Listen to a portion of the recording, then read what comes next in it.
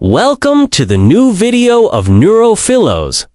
Get ready to dive into a gripping tale that will leave you breathless, thinking, and inspired.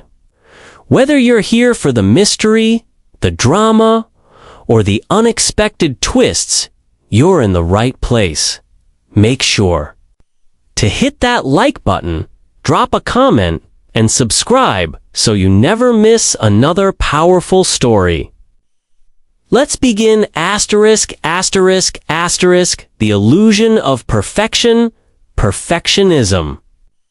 The word alone often carries an aura of admiration, as though to be a perfectionist is to be blessed with an extraordinary gift of discipline, a relentless drive toward excellence, and an unshakable moral compass.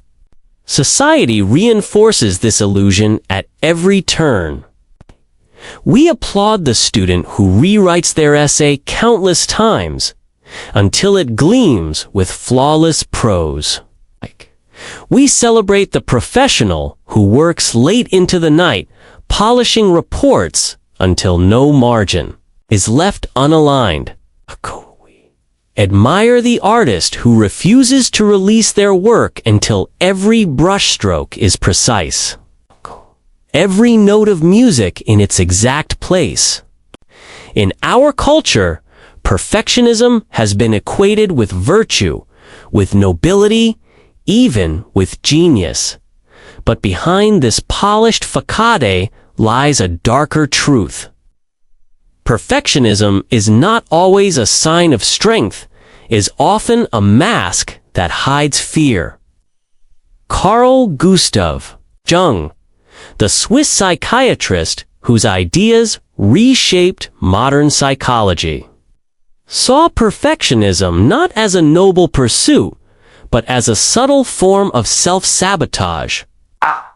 In his framework of the human psyche, he spoke of the persona, the social mask each of us wears, to present ourselves in a way the world will accept. The persona is not inherently bad.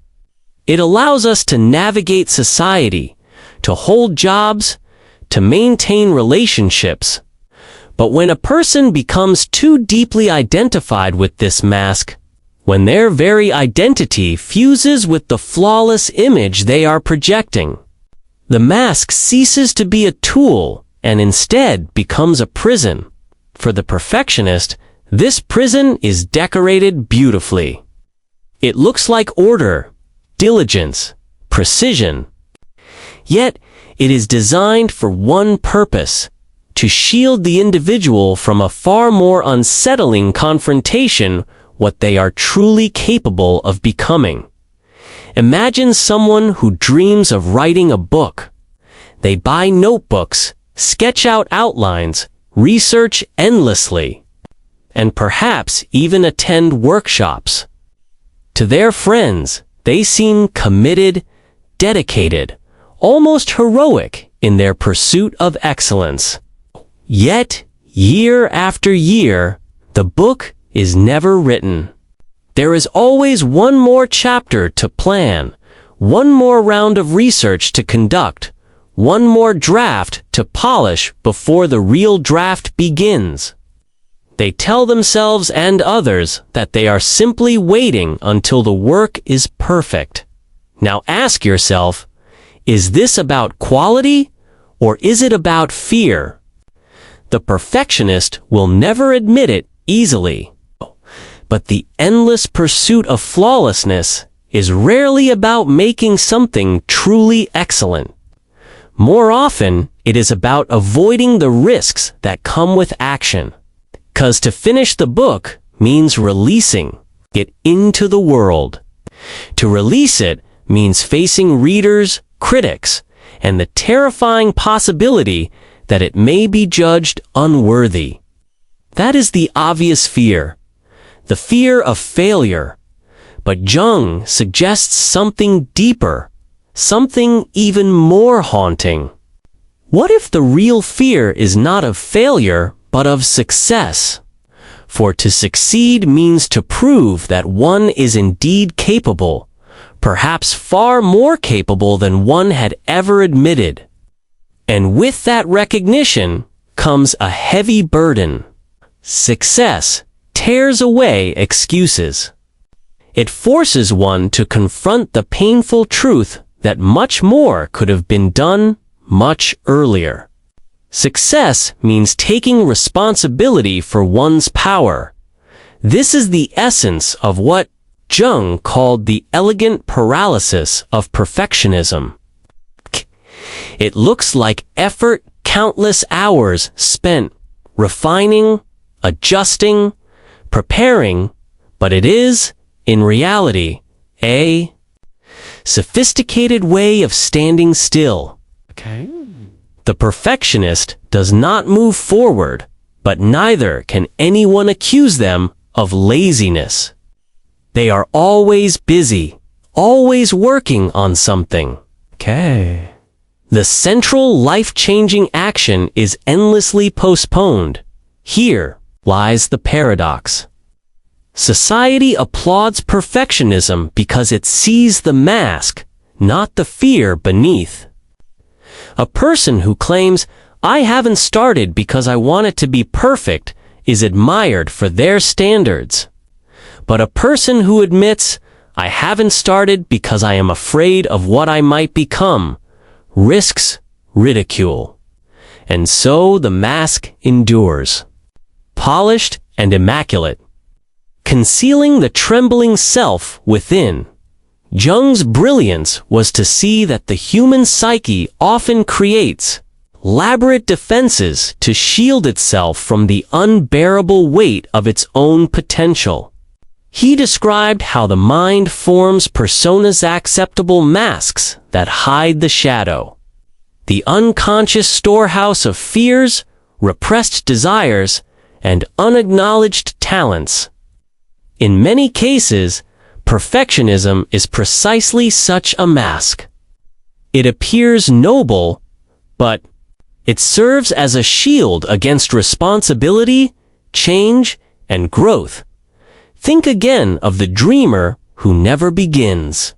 Think of the entrepreneur who plans endlessly but never launches. Think of the student who prepares for exams so rigorously that they collapse under the weight of their own expectations.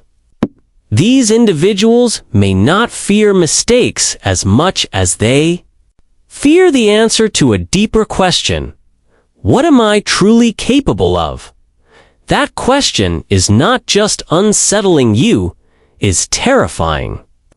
Because to discover one's own power is to confront wasted time and missed opportunities. It means recognizing that years spent polishing details might have been years of bold creation. It means admitting that mediocrity was not destiny, but choice. Perfectionism, then, is not about excellence. It is about safety. It is the refusal to step onto the stage, to publish the book, to speak before the crowd not because one cannot, but because one can. Power lies both liberation and unbearable responsibility. Carl Jung warned that when individuals deny their potential, they create elaborate justifications to explain their stagnation. Perfectionism is one of the most socially acceptable excuses. It garners praise rather than scorn. After all, who can criticize someone for caring too much about quality? Yet beneath the compliments lies a painful truth. Perfectionism is not freedom, but bondage. It is, as Jung might have said, a beautiful prison. Its walls are polished with diligence, its bars plated with gold. From the outside, it gleams with virtue. But from within, it suffocates. But it robs the individual not only of their accomplishments, but of their very sense of aliveness. This is the illusion of perfection. It promises safety, but it delivers paralysis.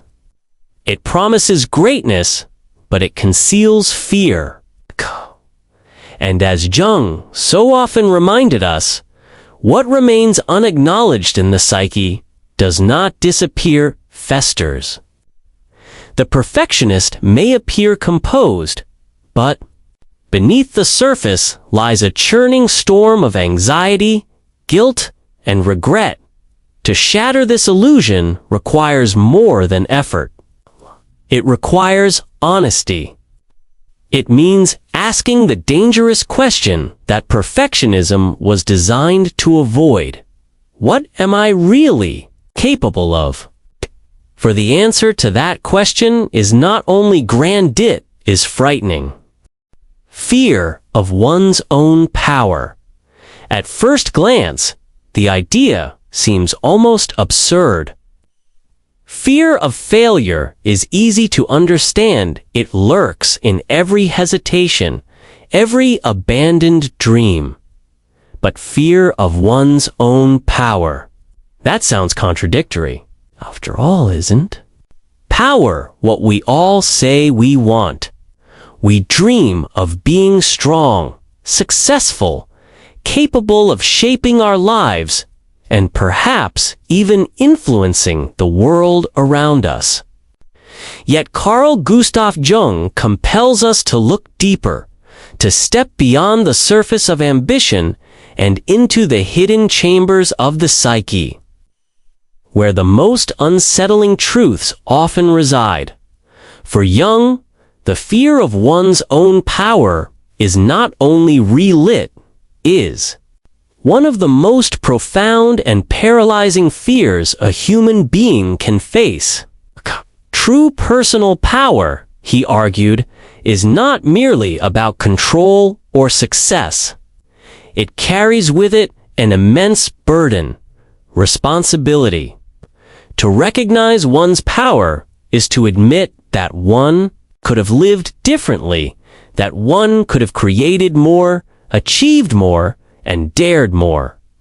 It is to confront the haunting awareness of wasted years, of opportunities ignored, of gifts buried under layers of excuses and hesitation.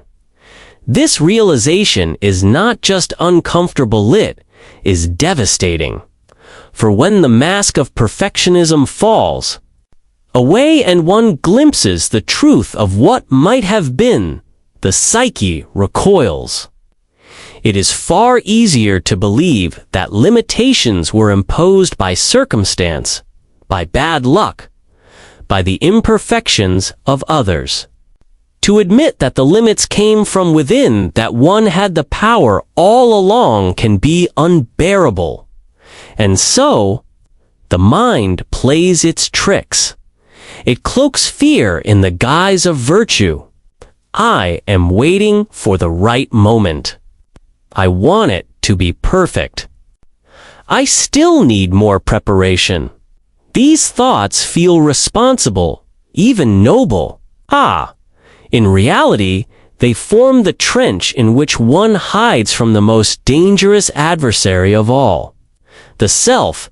Jung observed that the conscious ego often desires safety, stability, and recognition, while the deeper self, the core of the psyche, demands something far more radical. The self calls us toward individuation, the process of becoming who we truly are. Individuation is not about meeting societal standards or achieving external approval.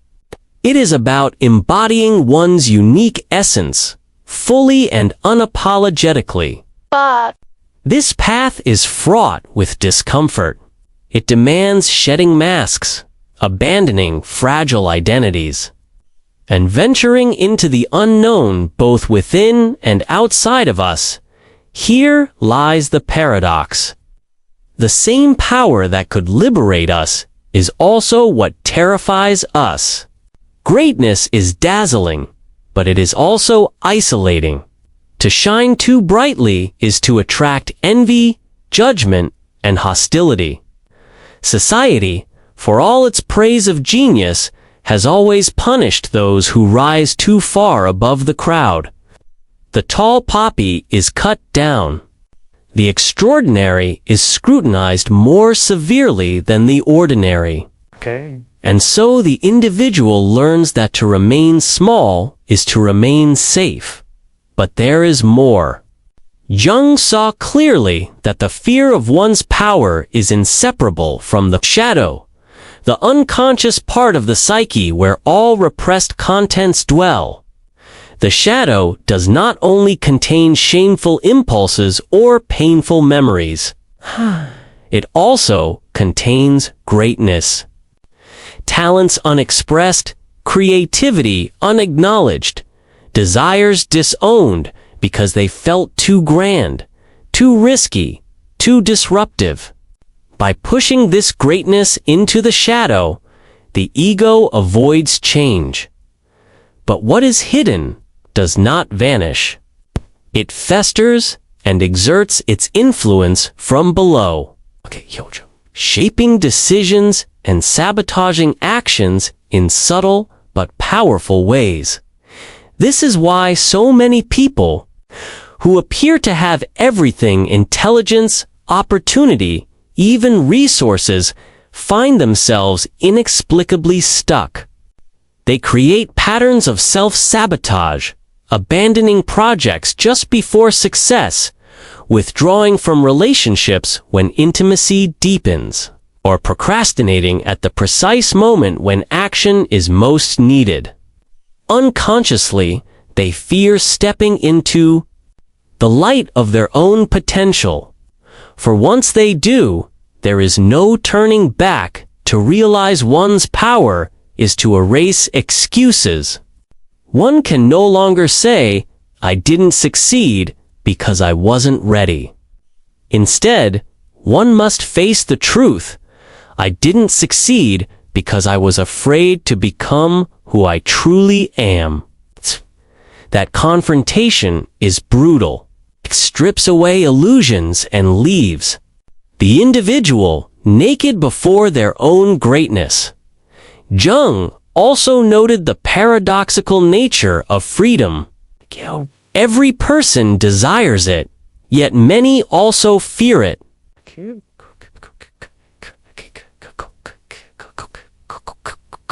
For freedom means responsibility.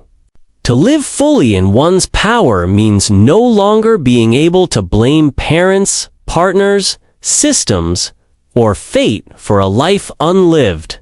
It means carrying the weight of one's choices with no mask to hide behind.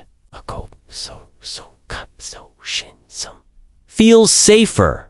Creates the illusion of striving without requiring the risk of freedom. Consider the artist who dreams of painting but never shows their work. They tell themselves it isn't ready, that it needs more refinement.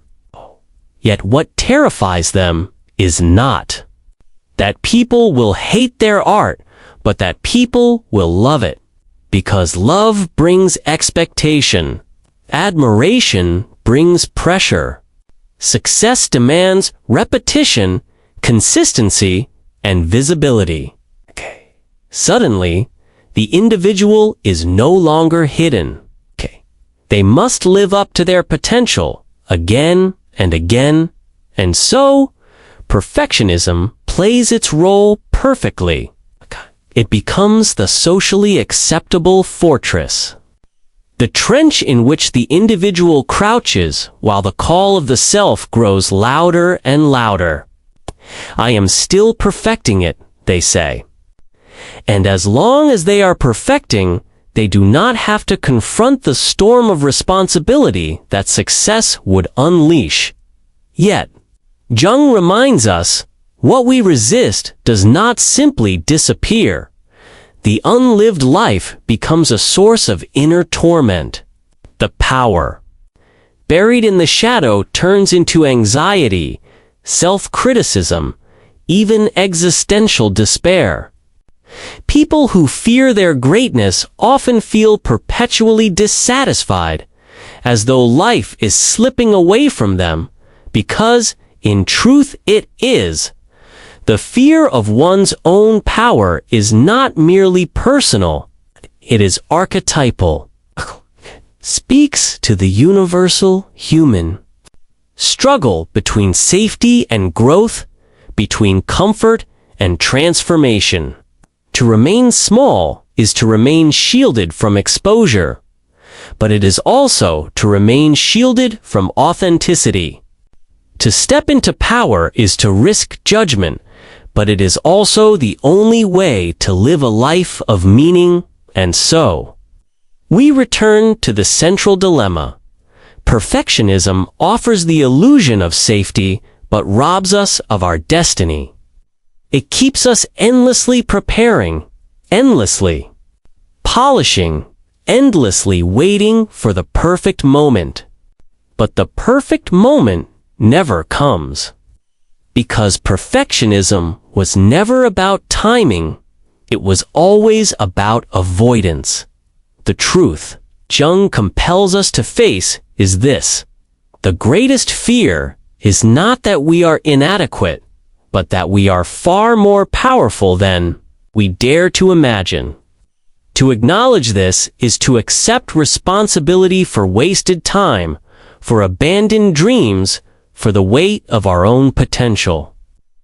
It is to hear the call of the self, which grows louder the longer it is ignored.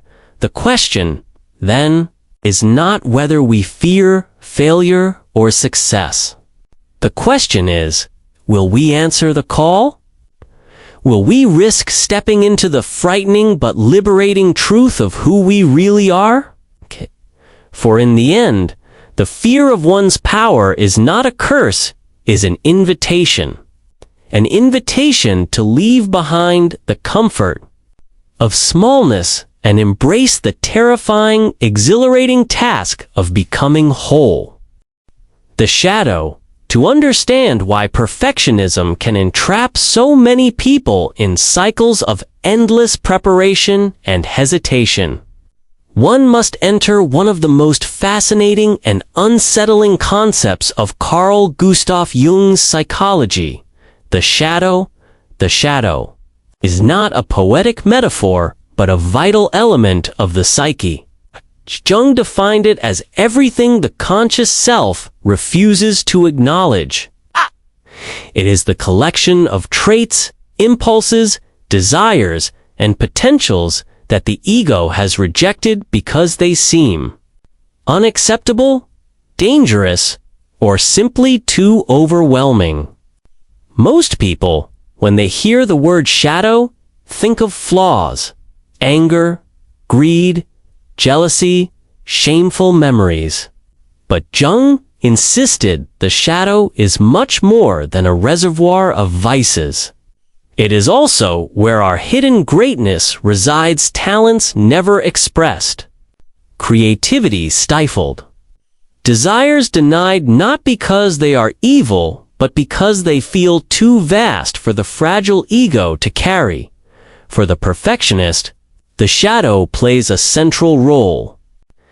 Outwardly, they present a persona of control, discipline, and impeccable standards. They are the ones who always deliver spotless work, who triple-check every detail, who insist on flawless outcomes. This mask earns them admiration, yet behind this bright exterior lies the shadow, whispering a darker truth: insecurity, doubt, envy, fear, and ironically, immense capacity for brilliance. Perfectionism, then, is not only about avoiding mistakes, it is about keeping this shadow locked away. But here lies the paradox. What is repressed does not vanish. The psyche is not a tidy container where unwanted elements can simply be discarded. Instead, everything pushed into the shadow grows in strength. The energy denied expression does not decumulates.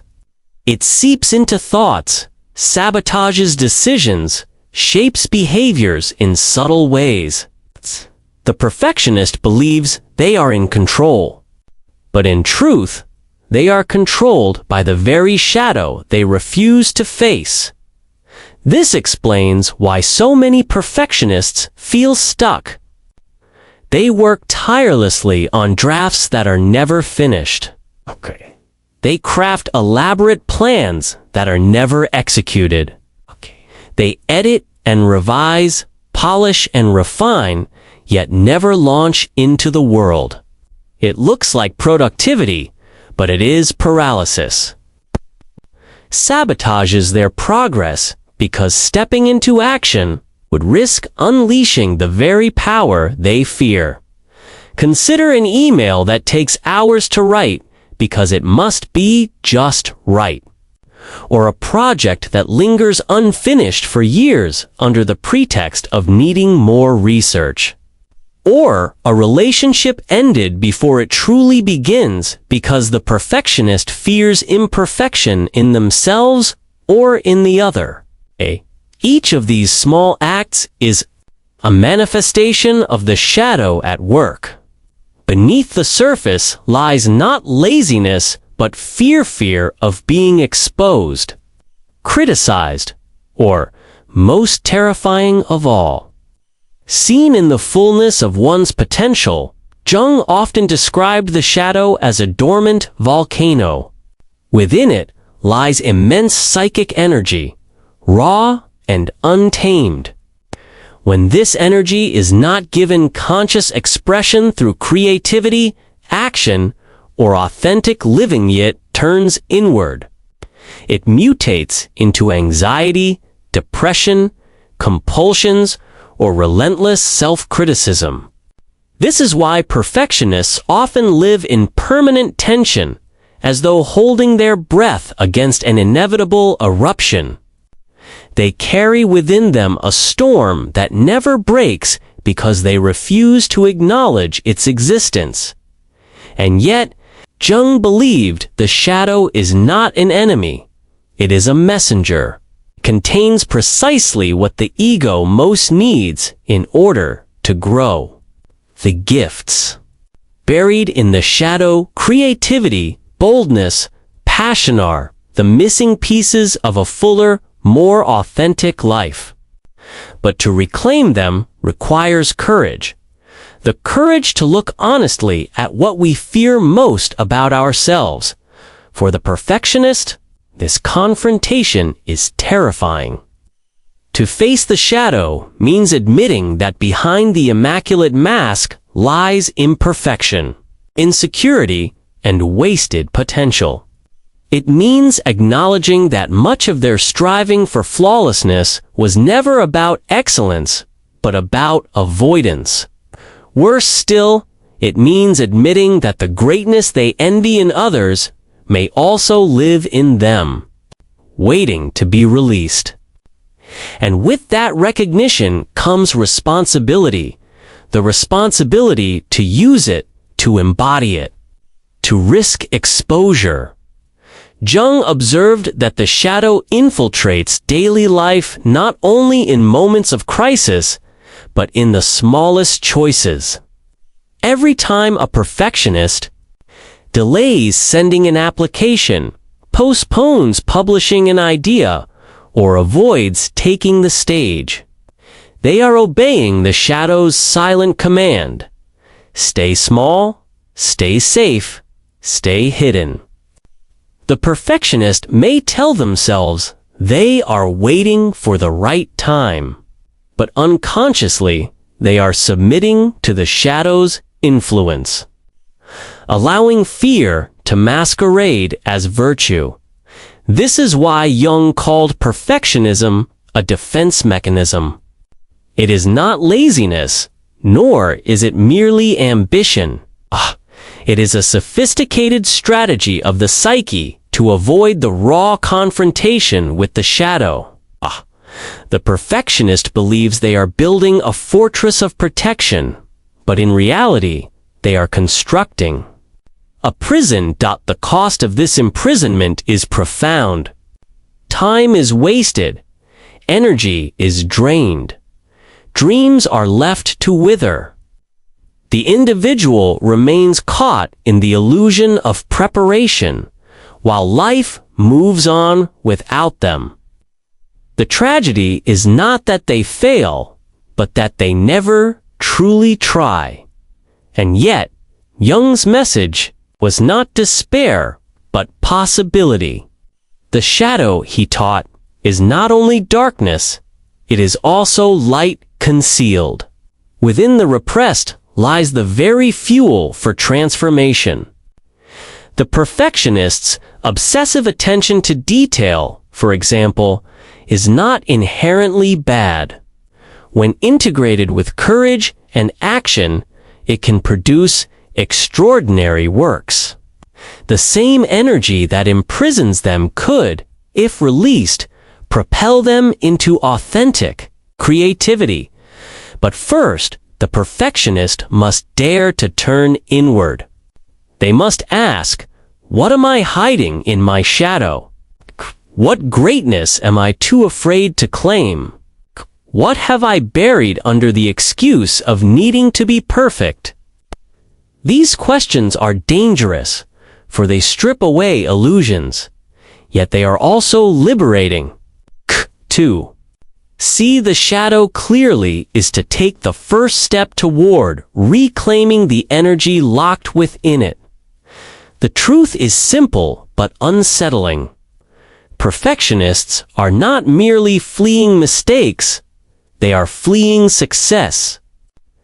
They are not running from weakness, they are running from strength. Because true strength demands exposure, visibility, responsibility. To step into it means risking judgment, envy, failure, and change. It means living without excuses. And that is precisely what the shadow guards against. In the end, the shadow is both prison and key. It holds the chains of fear, but it also contains the power to break them. By acknowledging it, by integrating rather than repressing it, the perfectionist can transform perfectionism from paralysis into creation. The dormant volcano can erupt not in destruction, but in brilliance. Until then, however, perfectionism remains what Jung called a beautiful prison. And within that prison lies not only flaws, but a greatness too long denied. The psychological cost. From the outside, perfectionism glitters. It looks like diligence, responsibility, and an admirable refusal to settle for mediocrity. Colleagues praise it, teachers reward it, and society quietly worships it. Who live inside its armor know that perfectionism exacts a devastating toll. Beneath the spotless surface lies exhaustion, self-criticism, paralysis, and, perhaps most painfully, a hollow sense of life unlived. Carl Gustav Jung was clear about one thing: whatever is repressed in the psyche does not disappear without consequence. It festers, accumulates, and demands payment. For the perfectionist, that payment is made in the coin of anxiety, chronic dissatisfaction, and an existence that often looks polished but feels painfully empty. One of the most insidious costs is psychic stagnation. Jung used this term to describe the energy drain that occurs when life force, what he called libido, is trapped rather than expressed. Every human being carries a reservoir of creative and transformative energy. When directed outward, this energy fuels action, art, relationships, innovation, and growth. But when it is blocked by defenses such as perfectionism, it turns inward, becomes anxiety, self-doubt, and relentless self-criticism. This is why so many perfectionists report feeling exhausted even when they have produced little of substance. It is not because they are lazy, but because their energy has been consumed by the endless internal war of refinement. They spend hours revising a single paragraph, planning a project for months without launching, rehearsing a conversation they never actually have.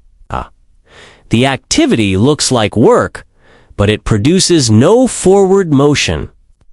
Instead, it spins energy into an internal whirlpool with no outlet. The result is fatigue without fulfillment.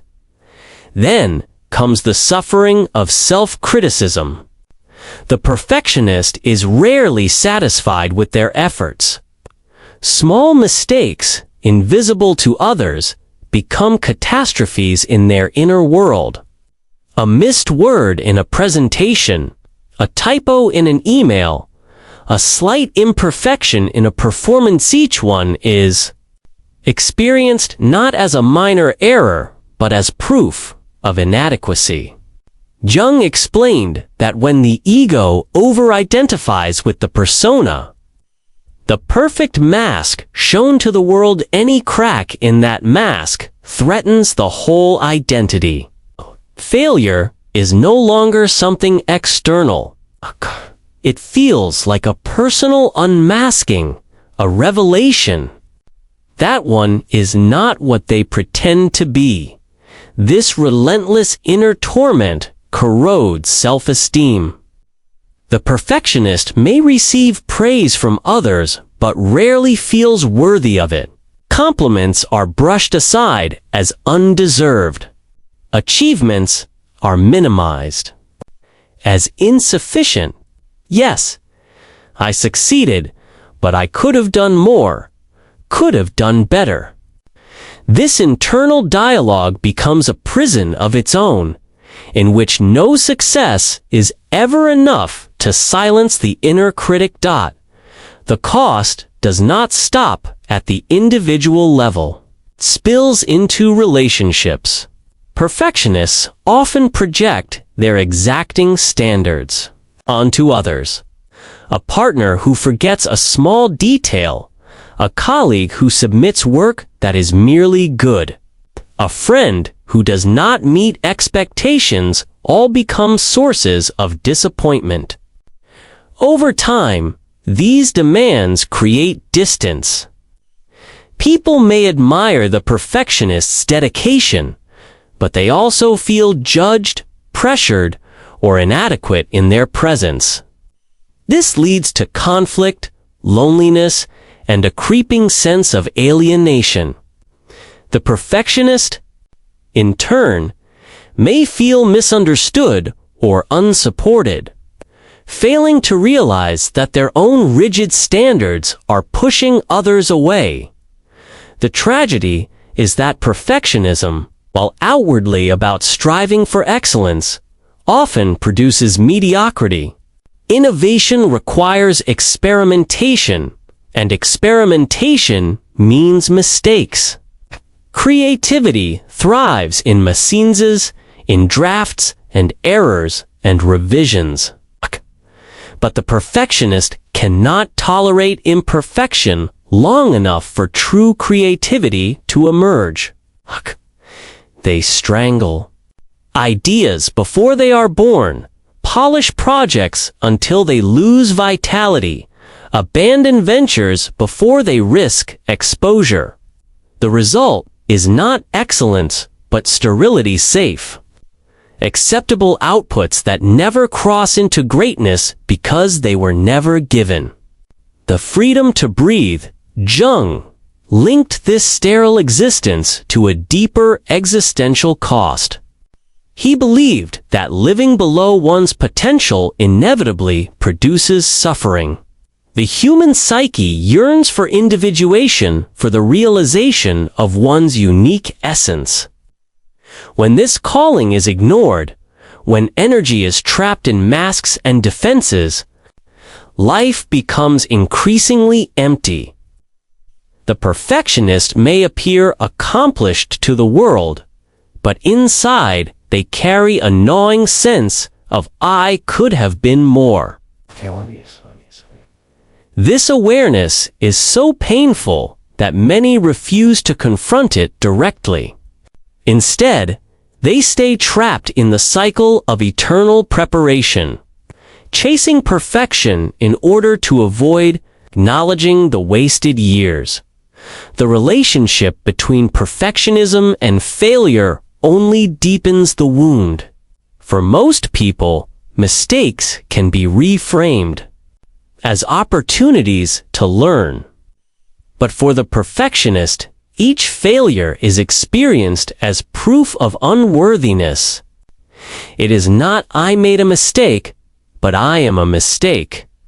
This toxic identification amplifies fear to paralyzing levels. The perfectionist does not take risks because they cannot bear the possibility of failure. Yet by avoiding risks, they also avoid growth. They create a life designed for safety, but devoid of vitality. This cost is compounded by the weight of envy. Jung observed that what we repress in ourselves often reappears projected onto others. The perfectionist who suppresses their own greatness may feel secretly envious of those who dare to act imperfectly. They may admire someone who launches a business, writes a book, or shares art with the world. But beneath admiration lies bitterness. Why can't I do that? The answer, though unspoken, is painful. They could, but they don't, because their shadow holds them back. And then there is the existential loneliness. Jung warned that when individuals lose contact with their authentic self, they become increasingly vulnerable to external pressures. They live by others' expectations rather than their own essence. The perfectionist exemplifies this condition. Their lives are so consumed by the performance of flawlessness that they lose sight of who they truly are. Beneath the applause. Beneath the impeccable mask lies a person disconnected from their deepest desires. The cost is cumulative. Anxiety builds, self-doubt corrodes, relationships strain, creativity withers. Over time, this leads not just to dissatisfaction, but to despair. Depression often shadows the perfectionist, for the psyche cannot endure endless denial of its own essence.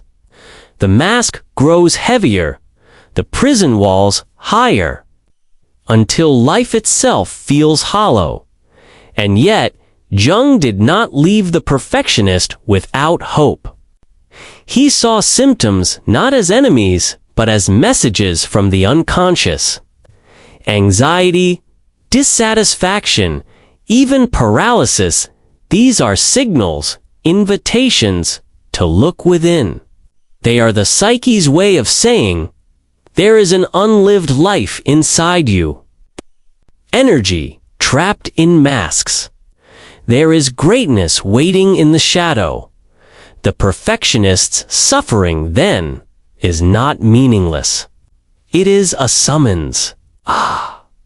Call to break free from the beautiful prison, to risk imperfection, to rediscover authenticity. But this call is rarely easy to answer. The costs of perfectionism are heavy, but they also point the way toward transformation. The path to liberation. If perfectionism is a prison, what then is the key? Jung believed the answer was not in destroying perfectionism outright, nor in abandoning the desire for excellence. Instead, the path forward lies in transformation. Perfectionism, like all defenses of the psyche, is neither purely good nor purely bad. It is a force. Misused, it paralyzes. Integrated, it empowers. The task, then, is not to eradicate perfectionism, but to reclaim the energy it conceals and redirect it toward authentic life. This is the path Jung called individuation, the process of becoming fully oneself. Individuation is not a simple task. It requires courage, honesty, and patience. It begins with the willingness to look at the shadow, the very thing perfectionism was designed to avoid. What am I hiding behind the mask of flawlessness? What truths about myself do I fear to admit? For many perfectionists, the answer is devastating. They are not simply afraid of mistakes. They are afraid of their own potential. They are not merely protecting themselves from criticism. They are protecting themselves from responsibility, from visibility, from greatness. This recognition is painful. To admit that perfectionism has stolen years, perhaps decades, is to grieve. A life partially unlived. Yet, Jung insisted that the confrontation with truth, no matter how difficult, is always liberating. For once the illusion is exposed, energy is freed. The perfectionist no longer needs to spend endless hours polishing masks. They can begin to use that energy for creation, for risk, for growth. The first step toward liberation is acceptance of imperfection. Jung taught that growth occurs not in flawless execution, but in trial, error, and learning.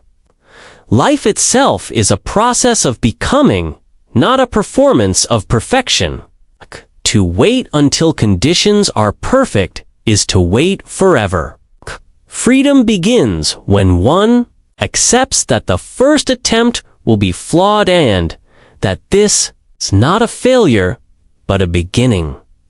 Consider the writer who finally allows herself to publish a rough essay, or the entrepreneur who launches a product that is unfinished but functional, or the speaker who steps onto the stage with trembling hands and speaks anyway.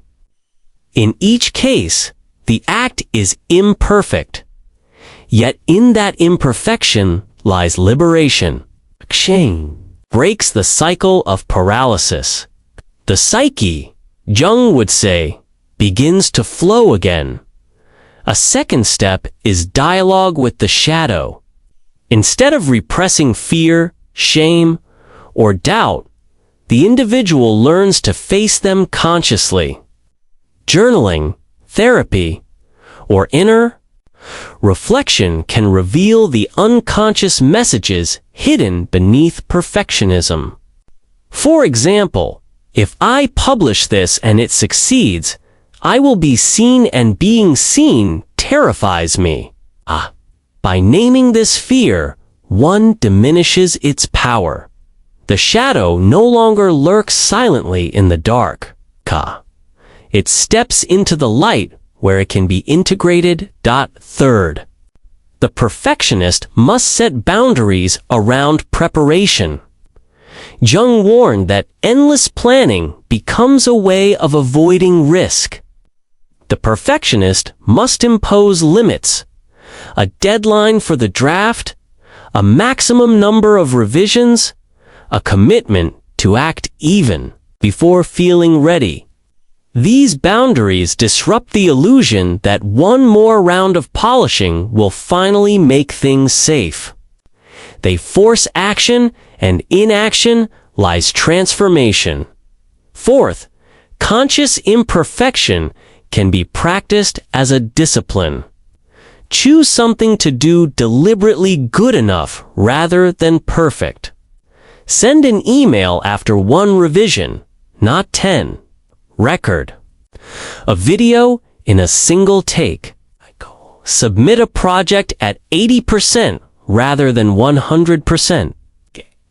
Small victory challenges the unconscious belief that imperfection is fatal. Over time, the psyche learns that mistakes do not destroy identity, but enrich it. This practice, Jung would argue, is not about lowering standards.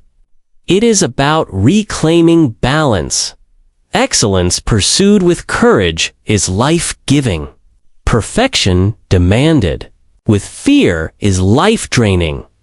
The goal is not mediocrity, but authenticity, the freedom to create boldly, to risk openly, to fail and rise again. Yet Jung also warned that individuation is not comfortable.